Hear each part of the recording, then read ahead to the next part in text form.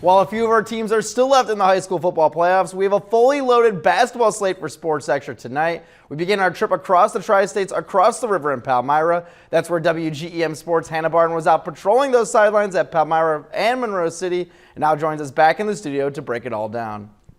Yeah, thanks, Brennan. It was a doubleheader tonight over in Palmyra with both the girls and boys opening their season against Clopton. Girls tipped off first and got things started against a tough and talented team. Starting things off with Claire Williams. She was all over the court tonight. She'll take this one very quickly down and nail the layup, then even dodges the cheerleaders and gets right back at it. Sydney Compton chucks it to Anna James, who gets it back to Compton. She'll battle in the paint and get the well-earned bucket. How about this effort right here coming up by James? She's going to get a huge block by the sophomore. She'll hustle down court, get reset, get the pass from Jersey Ramey beyond the arc and fire for the easy three. What a play for Anna James. How about some more turnover action in the second half as Ramey scoops this one up and takes it all the way under the basket. That's two more on the board by number 2. Lady Panthers found momentum in the second half. That included this shot right here. Caitlin Bode from deep knocks down the 3. Unfortunately, the Palmyra girls would fall to the Lady Hawks 62-45. But shortly after it was the boys' turn to take on the Hawks, looking to get a little bit of a redemption win. Hudson Brock's going to find Ryan McKinney down court. He'll take it all the way down, get the layup, and put Palmyra on the board first. Mason Smith, he'll bounce one to Luke Shepard. Smith gets the bounce back and fights to knock this shot down. That's 2 more Panther points. Now this time, Bach is going to handle things all on his own, charges his way to the basket and gets it up to put this one down. Took a little tumble, but he's right back up and ready to go. Pierce White was great with assists tonight, including this one to Bach, who aims, fires, and earns himself another basket. Now this time it's going to be Shepard to White, back to Shepard, and then he's going to go ahead and cash it in for 2 more points for the Panthers. They keep things rolling, taking down Clopton 75-58. They're fired up there. Staying in Missouri, not too far away, Monroe City girls open their season hosting Montgomery County. Megan Hayes, she'll chuck it to Chapman. She spins around the defender here, and she'll send this one in for the Lady Panthers. Naren Hayes nabs the rebound. She's going to make her way all the way down court, going to dodge some defenders there, and she said, why not? I'll take it all the way to the basket. Puts 2 more on the board for Monroe.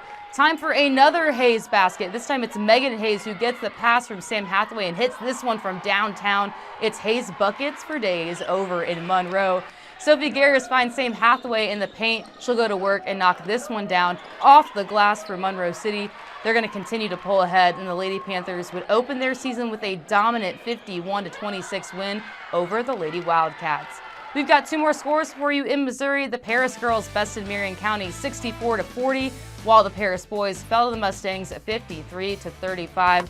Well, that's what was happening over in Missouri, but Victoria, I know across the river you've got more action for us. Yeah, you get to see basketball tournaments really soon, Hannah. They're super exciting. Everyone in the Tri-States knows. And tonight, we got a little bit of the Lady Bomber Classic, and you'll see how much fun these tournaments are. So let's check out the fun together. Illini West taking on Canton, Missouri. Canton, Illinois, of course. Right before the half, though, Kennedy Gunning gets the rock and cashes in the money shot to make it a 5-point game. Coming out of the half, Reagan Reed with the layup, and she's going to get the and 1. She led the team with 16 points tonight. Let's go back to Kennedy, though. She was dropping dimes in the second half. She had 11 points in this matchup. And we're going to keep showing the girl on fire. Gunning again knocks down the mid-range J. And with less than 2 minutes left in the game, the Chargers trailed by 3, but they weren't able to make a comeback. Illini West is going to fall to Canton in this one, 39-33. More from the Lady Bomber Classic. Macomb's going to top Havana 48-31. Of course, we'll have more action from that tomorrow for you. In Central Southeastern, they're going to kick off their season with a dub, 58-41 over Highland. Lauren Miller dropped 34 points. CSE is going to take on Mattoon tomorrow in the Painted Turkey Tournament. Brendan, another fun night of basketball. It's crazy to think that we're finally here, but we're not even done with the highlights yet, so take it away with more basketball highlights.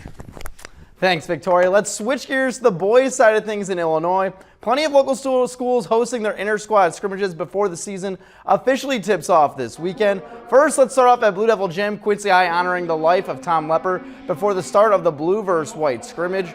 Quincy High put on a show in this one. After a slow start, Trace Ruth lining up beyond the arc and drilling the 3 for the blue team. More from the blue squad. This time, Jacob Salisbury spots up and rattles in another triple for QHS. Salisbury got it done on defense, too. He'll come away with the steal here. Nice poke right and takes it coast to coast, finishing at the rim with a nice finger roll finish. The white team would wake up, though. They swing this one to wide open Max Swires. He has all day in the corner, and that three-pointer is nothing but net for the big fella. They would keep the offense going this time thanks to the pretty interception. Nathan Poulter turns on the Jets and sneaks this one into the basket despite the nice block attempt. It was a good showing tonight from Quincy High, and it should be another fun season for these Blue Devils. Across town, Quincy Notre Dame was hosting their Blue Verse Gold scrimmage this evening. Raiders white team in the break. A nice bounce pass finds Jackson Canoyer, who finishes at the rack for the 2 points. More from this squad off the three-point miss. Patrick Ginnenbacher grabs the gritty rebound and goes up strong for the second chance points. Canoyer was all over the place for QND, grabbing the defensive board and showing off his athleticism, taking it all the way to the hoop for the easy bucket. The threes were raining too. Here is Alex Dance splashing home the corner three for the Raiders. And on the other end, football star Gavin Dolman getting in the mix with the easy layup in the paint. But Canoyer continued to cook the blue team in the painted area, and that would allow the long ball to open up. Coach Altmix and crew have a lot to look forward to as he takes over the reins for the Raiders this year. Signings continue to take place all over the Tri-States. Over in Rushville earlier this week, softball standout Charlie Gerlman signed her letter of intent to continue her academic and athletic career at John Wood Community College. Gerlman starred as the catcher for the Rockets the last few seasons, and after weighing her future plans, decided to take her softball career on the college dirt with the Blazers and new head coach Kelsey Thompson.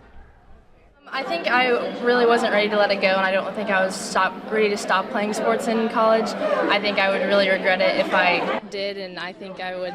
I think this is probably the best choice for me. She approached me and asked me, and I went and visited the team, and I really liked them, and I think that they're a great group of girls, and I think they have a lot of potential with a new coach coming in.